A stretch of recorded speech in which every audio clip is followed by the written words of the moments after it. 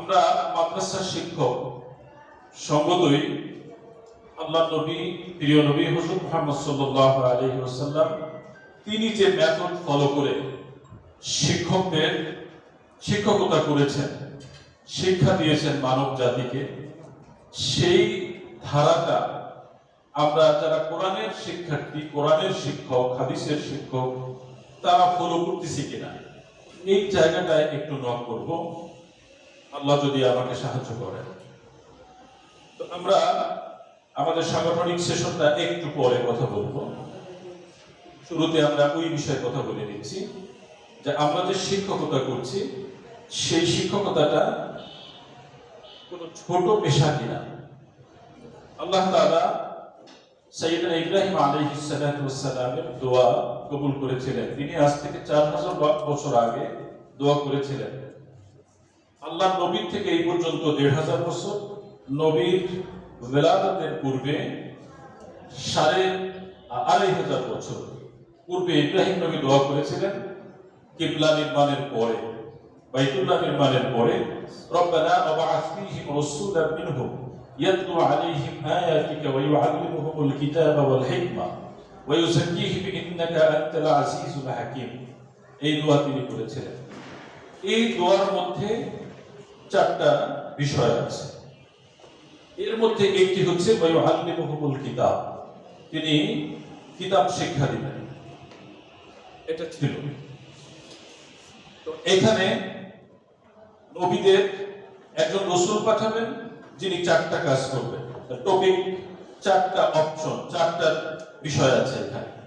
এই 4টার মধ্যে একটি হচ্ছে শিক্ষা। সেই শিক্ষার ব্যাপারে নবী নিজে বলছেন ইন্নামা বুইসতু মুআল্লিমা, আমি শিক্ষক হিসেবে প্রেরিত হয়েছি। শুধু আমাদের নবী না, সাইয়েদনা আদম আলাইহিস সালাতু ওয়াস সালাম থেকে, আপনারা সকলে এটা জানেন, আমাদের নবী পর্যন্ত, খাতামুন নবীয়্যিন পর্যন্ত সকল নবীর এই দায়িত্বশীল ছিলেন। আমরা সেই ধারাবাহিকতায় আছি। কাজেই সান্ত্বনার একটি জায়গা হচ্ছে আমরা নবীদের যে পেশা ছিল সেই পেশার সাথে আল্লাহ আমাদেরকে সংযুক্ত করেছেন। আলহামদুলিল্লাহ, এর থেকে বড় আসলে কিছু আর হয় না। সুতরাং এই জায়গাটায় আমরা একটা সান্ত্বনা খুঁজে পাই। বাংলাদেশের প্রেক্ষাপটে আমাদের শিক্ষকদের আর্থিক অধিকার এর দুর্বলতা আছে, এটা আমরা সবাই জানি। এই দুর্বলতাটা সবাই আমাদেরকে সান্ত্বনার বাণী শোনায়। আমাদের মন্ত্রণালয় থেকে শুরু করে আমাদের বুদ্ধিজীবী যারাই যেখানে আছেন, আমাদের কেবল বড় করেন কথা দিয়ে, আপনারা মহান পেশায় আছেন, কিন্তু ওনারা ওই পেশা ছেড়ে কেউ আমাদের মহান পেশায় আসতে চান না। যদি বলেন যে ঠিক আছে মহান পেশায় আপনারা নেন, আপনাদের ছোট পেশায় আমরা যাই, কেউ রাজি হবে না। বরং কিছুদিন আগে আমাদের নারায়ণগঞ্জে একজন জেলা প্রশাসক ছিলেন রাব্বি মিয়ানা, সবার কাছে পরিচিত। স্যার খুব ভালো কথা বলতে পারতেন, তার এলোকুয়েন্স বাকিটা ছিল খুবই ভালো। স্যার কিন্তু ঢাকা ইউনিভার্সিটির শিক্ষক ছিলেন, সেই পেশা চেঞ্জ করে উনি বিসিএস ক্যাডার হয়ে এদিকে আসছে। তার ওইটা যদি ভালো হয় তা তিনি চেঞ্জ করলেন কেন? তাও ইউনিভার্সিটির টিচারশিপ চেঞ্জ করেছেন। কাজে কথা আর কাজের সাথে আসলে কোনো মিল নেই। যা হোক, তবুও আমরা তাদের উপরে করুণা করি। আমরা বড়ত্ব নিয়ে আছি, নবীর পেশায় আছি। আমার সহকর্মীবৃন্দ, আমরা বলেছি যে নবীর কাজটা আমরা শুরু করলাম। নবীজি প্রাতিষ্ঠানিক শিক্ষা শুরু করলেন, সেই জায়গাটা সবাই আপনারা জানেন, দারুল আরকাম। দারুল আরকাম, তিনি দারুল আরকামে হযরতে আরকাম ইবনে আরকাম তার বাড়িতে, যারা হজ ওমরায় গিয়েছেন, বাইতুল্লাহ ঠিক 130 মিটার পাশেই এই দারুল আরকাম বাড়িতে আছে। এখনো যারা গেছেন বা যাবেন, ছোট্ট করে একটা সাইনবোর্ড লাগানো আছে, খুঁজে বের করবেন যে এই জায়গাটায় নবী প্রাতিষ্ঠানিক শিক্ষা দিয়েছেন। কাজে নবীজি তার বাড়িতে প্রাতিষ্ঠানিক শিক্ষা শুরু করেছিলেন। সেই প্রাতিষ্ঠানিক শিক্ষা শুধু মক্কাতে না, মদিনায় গিয়েও নবীজি প্রাতিষ্ঠানিক শিক্ষা শুরু করেছিলেন। সেই শিক্ষাটা ছিল আহলুস সুফফা, যেটাকে আমরা বলি। এটার ধারণ ক্ষমতা ছিল 400, সর্বোচ্চ শিক্ষার্থী সংখ্যা সেখানে রাখা যেত 400 করে। এই আহলুস সুফফার এই অংশটা এখনো রাসূলের রওজার সাথে একটুখানি চিহ্ন আছে, গেলে পরে একটু খুঁজে বের করবো আমরা। যারা যেতে পারিনি তারা যখন যাব এই জায়গাগুলো খুঁজে বের করব। এটা নবীজি দুই জায়গাতেই প্রতিষ্ঠানিক শিক্ষা শুরু করেছিলেন, সেই প্রতিষ্ঠানিক শিক্ষার ধারাবাহিকতা এখন চলছে আলহামদুলিল্লাহ। আমাদেরও প্রতিষ্ঠানিক শিক্ষা আমরা করি। বর্তমান প্রেক্ষাপটে আমরা আধুনিক সময়, এই সময়টা এসে শিক্ষকদের ডেফিনিশনটা একটু পরিবর্তন হয়েছে। আজ থেকে 20 বছর আগে শিক্ষকের ডেফিনিশনের মধ্যে ছিল শিক্ষক তিনি ইনফরমেশন ক্যারি করবেন, জাস্ট ডেলিভারি দিবেন। এখন শিক্ষক এই জায়গাটায় আর থাকতে পারছেন না, থাকবেন না, কারণ এখন ইনফরমেশন গ্যাদারিংটা জনাব গুগল স্যার নিজে করেন, গুগল বহন করেন ইনফরমেশন। তো গুগলের কাছে চাইলে ইনফরমেশন দিয়ে দেয়, মানে এনি কাইন্ডস অফ ইনফরমেশন এখানে মৌজুদ। আরেক ধাপ এগিয়ে এআই। তো এআই এর কাছে আরো বেশি। মানুষ অনেকে বলে এআই এর সাথে একটা জিন থাকে, তাহলে এগুলো সব সাথে সাথে বলে দেয় কি করে, এটা অনেকে বলে। আসলেই খুবই আশ্চর্যান্বিত হওয়ার মতো একটা টেকনোলজি এআই। তো তাদের কাছে এত পরিমাণ ইনফরমেশন আছে আপনি আমি যা কল্পনাও করতে পারি না। তাহলে টিচার কি নিয়ে যাবেন? টিচার যদি ইনফরমেশন নিয়ে যান, হচ্ছে না। এই জন্য টিচারের সঙ্গে একটা চেঞ্জ নিয়ে আসছে যে টিচার এখন আর তিনি ইনফরমেশন ক্যারি করবেন বা ডেলিভারি দিবেন, এটাই তার কাজ নয়।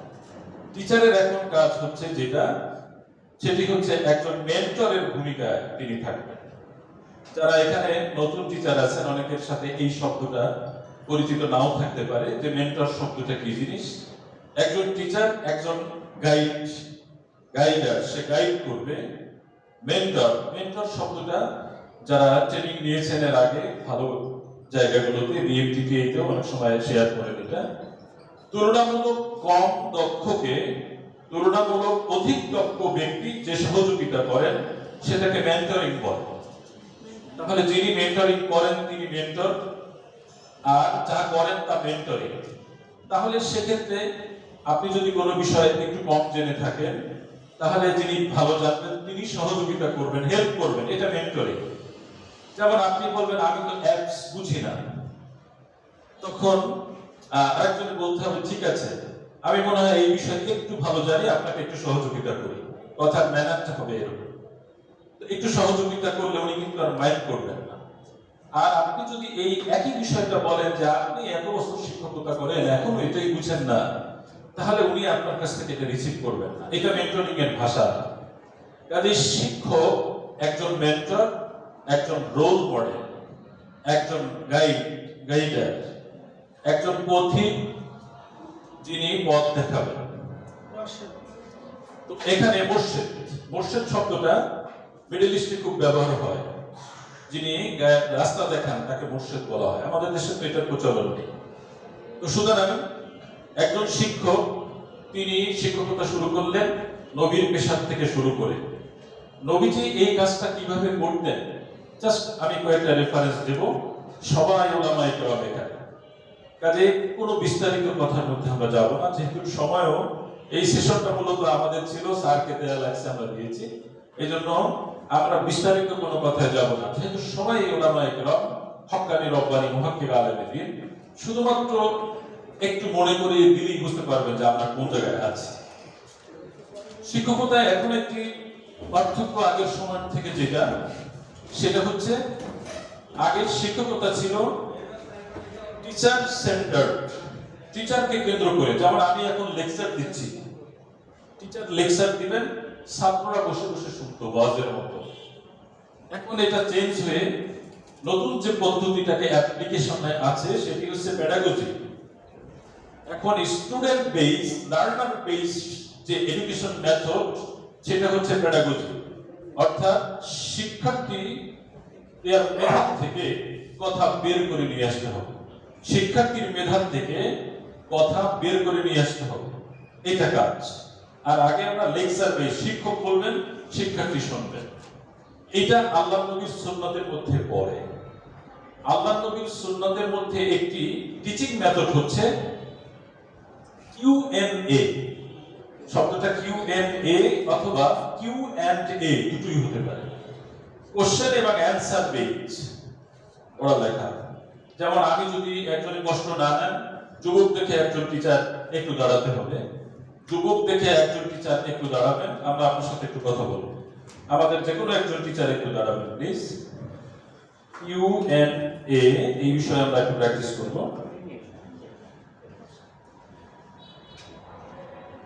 ধন্যবাদ। আমাদের একজন শিক্ষক সহকর্মী তিনি দাঁড়িয়েছেন। আপনাকে আমি প্রশ্ন করব, জানতে চাইব আপনার বাড়ি কি দিনাজপুর?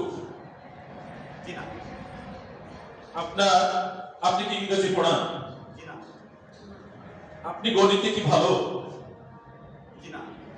এই যে আমি কতগুলো উল্টাপাল্টা প্রশ্ন করলাম, আমি জানি এই প্রশ্নগুলো ওনার সাথে যায় না, কিন্তু ওনার মেমোরিকে অ্যাক্টিভ করার জন্য ওনাকে কোশ্চেন করতে হবে। উনি যে এক কথায় উত্তর দিয়েছেন, এগুলো কি UNA পদ্ধতি।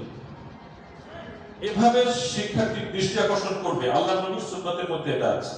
আমি হাদিস থেকে প্রমাণ করিয়ে দেব। বসেন প্লিজ, থ্যাংক ইউ। এবং এই যে উনি বললেন, অন্য শিক্ষার্থীরা খুবই অ্যালার্ট হয়ে যায় এই সময়।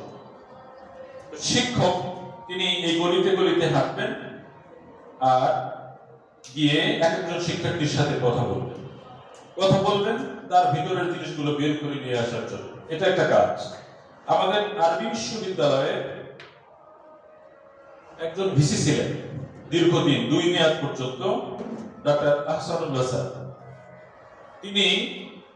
তিনি বলেছেন যে আমি চিটাগাং বিশ্ববিদ্যালয়ে যখন লেকচারার হিসেবে জয়েন করলাম, 15 দিন আমি নিজে আমার টপিকের উপরে স্টাডি করলাম।